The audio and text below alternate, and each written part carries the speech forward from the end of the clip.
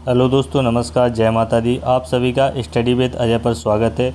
आज का ये जो वीडियो है ये सभी के लिए बहुत महत्वपूर्ण होने वाला है, क्योंकि इसमें जो पिछली जो एमपीटेट 2023 का जो पेपर हुआ था प्री, उससे संबंधित जो महत्वपूर्ण प्रश्न थे उसमें जो पूछे गए थे उसी के आधार पर एक महत्वपूर्ण विश्लेषण आप सभी के लिए है, जिसमें आप देखेंगे कि किस टॉपिक से कितने कितने प्रश्न आए हैं और उससे आपको मुख्य परीक्षा की रणनीति बनाने में बहुत मदद मिलेगी। और ये रणनीति से ही आप अच्छे अंक जो है मुख्य परीक्षा में आप यहाँ से प्राप्त करेंगे। तो हमारे उम्मीद है हमें कि आप पूरा वीडियो देखेंगे और वीडियो देखने के बाद आपको लगेगा कि ये आपके लिए कितना महत्वपूर्ण रहा है। तो चलिए शुरू करते हैं आज का वीडियो अच्छा लगे तो लाइक करिएगा, चैनल को सब्सक्राइब जरूर करिएगा। चलिए देखते हैं एक एनालिसिस जो कि हम आप सभी के लिए लेकर आए हैं। तो पहला जो प्रश्न पत्र है, पहली पाली का जो प्रश्न हुआ था, ये जो विश्लेषण है ये गणित विषय का वर्ग 2 का जो पेपर हुआ था उससे संबंधित ये विश्लेषण आप सभी के लिए है।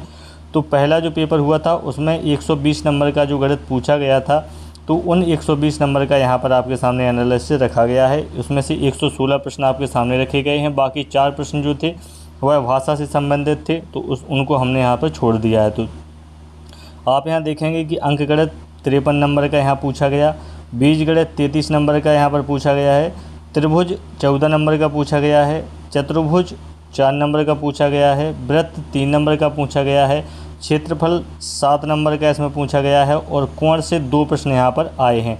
इसी तरीके से आप देखेंगे तो दूसरी पाली का पेपर देख सकते हैं आप, और उसमें पूरे टॉपिक बाई टॉपिक यहाँ से देख सकते हैं कि किस तरीके से अंकगणित से 53 और दूसरे नंबर पर सबसे ज़्यादा बीजगणित से प्रश्न 28 पूछे गए हैं और तीसरे नंबर पर सबसे ज़्यादा क्षेत्रफल से यहाँ से प्रश्न पूछे गए हैं और त्रिभुज से 11 प्रश्न यहाँ पर पूछे गए हैं।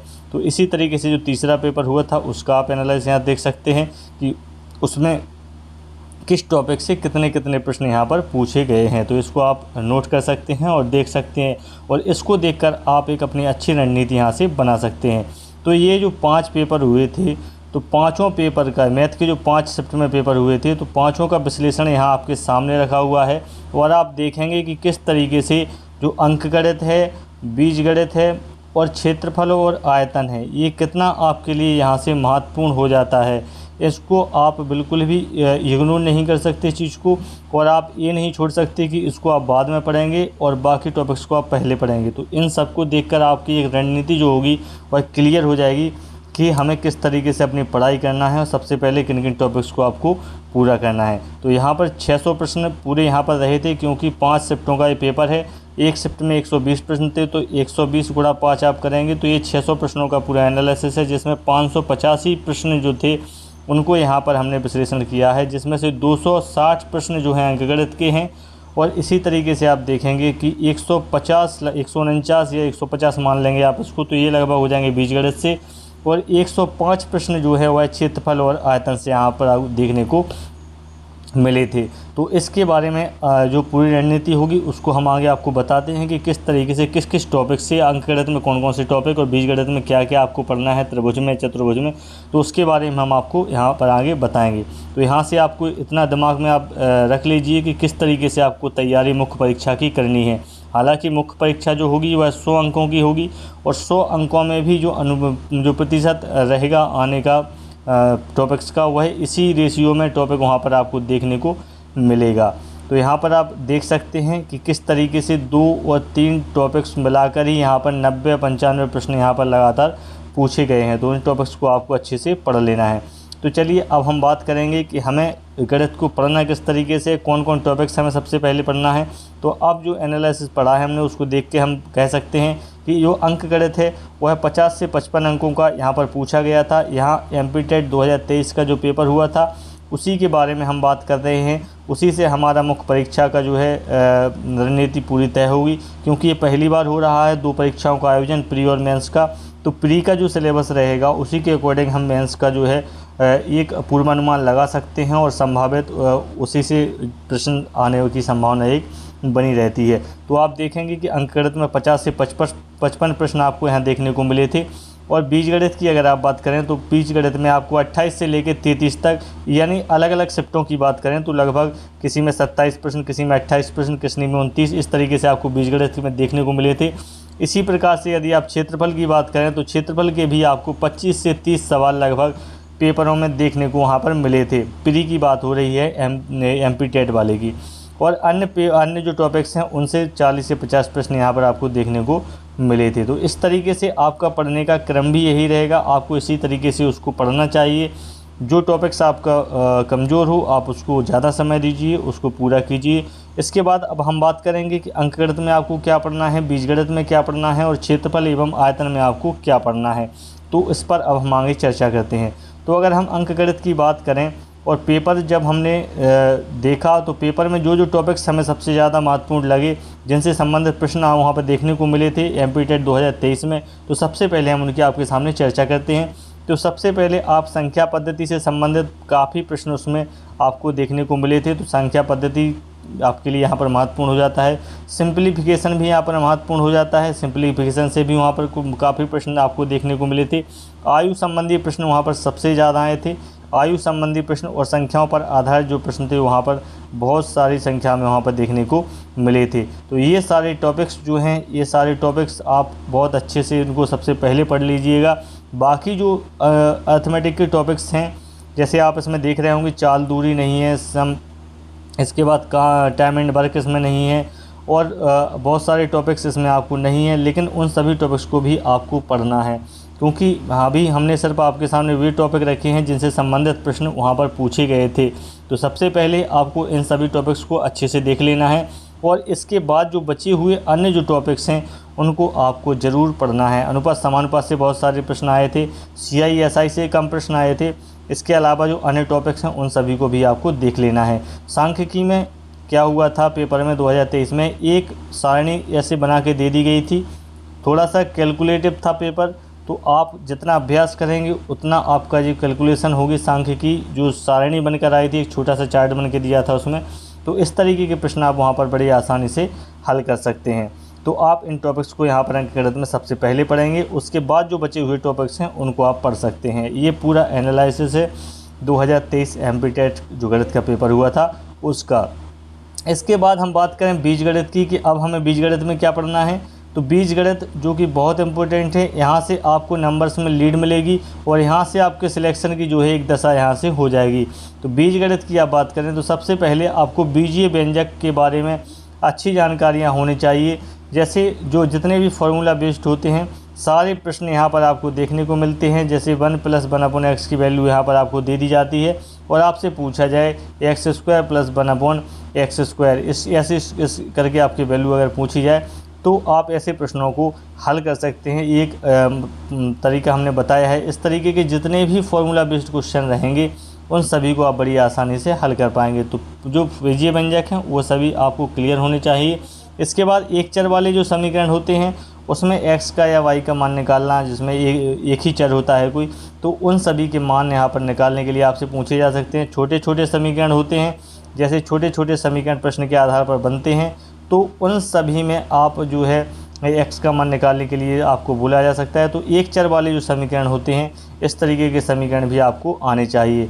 इसके बाद द्विघात से संबंधित समीकरण आपको पूछे गए थे, द्विघात समीकरण, तो ये भी आपको बीजगणित में आना चाहिए। समीकरण के मूल निकालना, जब द्विघात समीकरण की बात होगी तो उसके दोनों मूल जो होंगे उनके जोड़ से संबंधित और उनके गुणा से संबंधित प्रश्न आपको काफ़ी सारे यहाँ पर देखने को मिले थे। विविक्त कर भी आप देख सकते हैं। 9th-10th का जब आप गणित पढ़ेंगे तो उसमें आपको ये टॉपिक वहाँ देखने को मिल जाएगा, तो उसको भी आप देख लीजिए। इससे भी कुछ प्रश्न यहाँ पर पूछे गए थे, लेकिन सबसे ज़्यादा जो प्रश्न पूछे गए थे बीजगणित में वह बहुपद से पूछे गए थे। बहुपद में शून्यक से संबंधित प्रश्न बहुत सारे आए थे।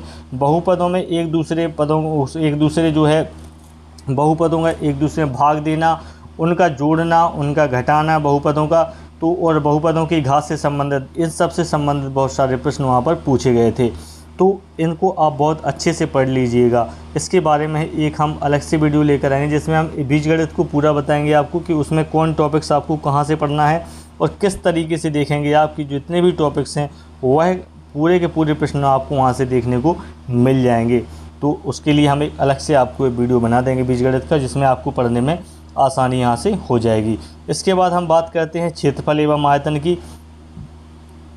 तीसरा जो सबसे महत्वपूर्ण टॉपिक्स थे जिससे सबसे ज़्यादा प्रश्न आए थे और जब मुख्य परीक्षा होगी जब मेंस होगा तो उसमें भी सबसे ज़्यादा प्रश्न आपको इससे देखने को मिलेंगे, क्योंकि इससे बहुत अच्छे प्रश्न बनते हैं। और यहाँ भी प्रारंभिक परीक्षा में भी इससे बहुत सारे प्रश्न क्षेत्रफल और आयतन से पूछे गए थे। तो इसमें आपको आयत, वर्ग, समचतुर्भुज, समलंब चतुर्भुज, त्रिभुज, इसके अलावा वृत्त, घन, घनाभ, बेलन और शंकु, इन सभी के जो फॉर्मूला हैं, जो सूत्र हैं, वह सभी आपको अच्छे से याद कर लेने हैं। और इन सभी से संबंधित जितने भी सवाल हैं उन सभी सवालों को आपको बहुत अच्छे से लगा लेना है, क्योंकि ये बहुत इम्पोर्टेंट टॉपिक है। इससे बहुत सारे प्रश्न आपको जो MP-TET 2023 हुआ था उसमें भी देखने को आपको मिले थे। और आपका जो यहाँ पर जो अगस्त में 2024 में जो अभी पेपर दिखा रहा है मेंस का, तो उसमें भी आपको 100 नंबर का जो पेपर होगा उसमें बहुत सारे प्रश्न आपको इसके देखने को मिलेंगे। तो इन सारे टॉपिक्स को आप बहुत अच्छे से क्लियर कर लीजिए। तो पहले तो ये 3 टॉपिक हो गए जो आपको सबसे पहले पढ़ना है। उसके बाद हम अन्य टॉपिक की बात करें तो देखिए, आप त्रिभुज जो होगा, त्रिभुज के क्षेत्रफल से संबंधित जो प्रश्न होंगे, क्षेत्रफल और परिमाप से संबंधित जो प्रश्न होंगे, वह हम क्षेत्रफल और आयतन वाले चैप्टर में ही पढ़ेंगे। यहाँ त्रिभुज को अन्य में इसलिए रखा गया है क्योंकि जो प्रश्न पूछे गए थे प्रारंभिक परीक्षा में उसमें बहुत सारे प्रश्न प्रमेय पर आधारित थे। तो समरूपता संबंधी कंडीशंस होती हैं और जितनी भी प्रमेय इसकी होती हैं उसको बहुत अच्छे से आप पढ़ लीजिएगा। इससे बहुत सारे प्रश्न परीक्षा में आपको देखने को वहाँ पर मिले थे। यहाँ पर आपको बढ़त मिलेगी, ये आपका जो नंबर होगा यहाँ से आपके ये सिलेक्शन के नंबर यहाँ से ऐड होंगे, क्योंकि जितने भी बच्चे होंगे जो इसको छोड़ देंगे तो उनके नंबर यहाँ पर कम होते जाएंगे। तो ये जो पोर्शन है ये आपके सिलेक्शन का पोर्शन है। ये जितना आपका मजबूत होगा आपका सिलेक्शन उतना ही दावेदारी जो है आपकी वहाँ पर मजबूत होती जाएगी। तो इसी प्रकार से आप चतुर्भुज की बात करें तो यहाँ क्षेत्रफल और आयतन की, क्षेत्रफल की और परिमाप की, यहाँ चतुर्भुज की बात हमने नहीं करी है। ये जो प्रश्न हैं ये प्रश्न किससे संबंधित हैं, तो ये प्रमेय से संबंधित प्रश्न आपको यहाँ देखने को मिलेंगे। इसी प्रकार से वृत्त के जो प्रश्न होंगे, यहाँ परिधि और क्षेत्रफल की बात यहाँ नहीं होगी, तो ये भी प्रश्न सारे प्रमेय से संबंधित होंगे। तो आपको प्रमेय संबंधी चीज़ें भी यहाँ पर कवर करनी है आपको। और कोण से संबंधित प्रश्न आपको देखने को मिलते हैं, तो कोण वाले में भी आपको पूरे तरीके से सारे कोणों की माप और कोण निकालना, ये सारी चीज़ें आपको आनी चाहिए। तो ये सभी अन्य टॉपिक के अंतर्गत रहेंगी। और ये आपका बहुत स्पेशल वाला पोर्शन रहेगा। ये आपका सिलेक्शन जो है उसको ले जाएगा वहाँ, आपको सिलेक्शन के लिए ये बहुत ज़रूरी रहेगा। ये सारी 4 टॉपिक्स हैं, ये बहुत ज़रूरी हैं आपके लिए, तो इसको आप बहुत अच्छे से इसको पढ़िएगा। इसके बाद अगर हम बात करें कि पेपर की कट ऑफ लगभग क्या रहेगी, मेंस में कितना आपको टारगेट करके पढ़ना चाहिए, क्या उसकी रणनीति आपकी रहनी चाहिए, तो अगर हम बात करें एक मॉडरेट पेपर अगर आए, एवरेज पेपर अगर आए जिसमें एक अच्छे प्रश्न बने, ना सरल रहे ना कठिन रहे, एक मॉडरेट लेवल का रहे, तो वैसी कंडीशन में देखें तो जनरल 75 प्लस, हम हमेशा कहते हैं कि जनरल की जो मेरिट है वह 75 प्लस टारगेट करके ही अपनी तैयारी करनी चाहिए। यदि पेपर बहुत ज़्यादा हार्ड आ जाता है तो सभी की मेरिट डाउन होती है, तो उसमें आपको कोई दिक्कत नहीं है। आपकी पढ़ाई अच्छी होगी तो मेरिट डाउन होगी तो कोई दिक्कत नहीं है। जिन्हें नहीं पढ़ा है उनके 1 नंबर कम आएंगे, और अगर आपने पढ़ा है तो आप अच्छी कंडीशन में यहाँ पर रहेंगे। इसी प्रकार से OBC की बात करें तो वह 72 प्लस, क्योंकि OBC और जनरल में बहुत ज़्यादा अंतर देखने को नहीं मिलता है, थोड़ा बहुत अंतर रहता है, तो 72 प्लस आप OBC की मान सकते हैं, और 70 प्लस लगभग आप SC की, और 66 प्लस के लगभग आप ST की मान सकते हैं। यह एक मॉडरेट पेपर के लगभग यहाँ बताया है। यदि पेपर आसान आ जाता है, पेपर बहुत ज़्यादा ईजी आ जाएगा, तो मेरिट आप समझ सकते हैं कि मेरिट ऊपर जाएगी। तो सभी में आप कम से कम 5-5 नंबर और ऐड मान के चलिए कि 5 से 6 नंबर आपका और यहाँ पर ऐड हो जाएगा। लेकिन अगर पेपर कठिन आता है तो वही जो है 2-4 नंबर आपका पीछे इस जो मेरिट है वह यहाँ पर डाउन हो जाएगी। तो इस सब को देखकर आप अपनी तैयारी का एक आकलन कर सकते हैं, और जैसा कि मैंने टॉपिक्स बता दिए हैं उसी टॉपिक्स के हिसाब से आप अपनी रणनीति बना सकते हैं कि किस टॉपिक को आपको सबसे पहले ही पढ़ना है, किस टॉपिक को सबसे बाद में पढ़ना है। तो इस वीडियो का उद्देश्य जो था वही था, आपकी रणनीति अच्छी हो, आपके नंबर जो हैं अच्छे आ सकें, उसके लिए जो ज़रूरी है कि किन किन टॉपिक्स को आपको पहले पढ़ना है, किन टॉपिक्स को आपको बाद में पढ़ना है। तो इस सभी को लेकर ये वीडियो मैंने बनाया था। उम्मीद है वीडियो आपके लिए बहुत लाभदायक होगा, और हम नेक्स्ट वीडियो में आपसे फिर मिलेंगे कुछ महत्वपूर्ण जानकारियों के साथ, कुछ महत्वपूर्ण विश्लेषण के साथ, जो आपकी परीक्षा के लिए काफ़ी महत्वपूर्ण होगा। धन्यवाद। जय माता दी।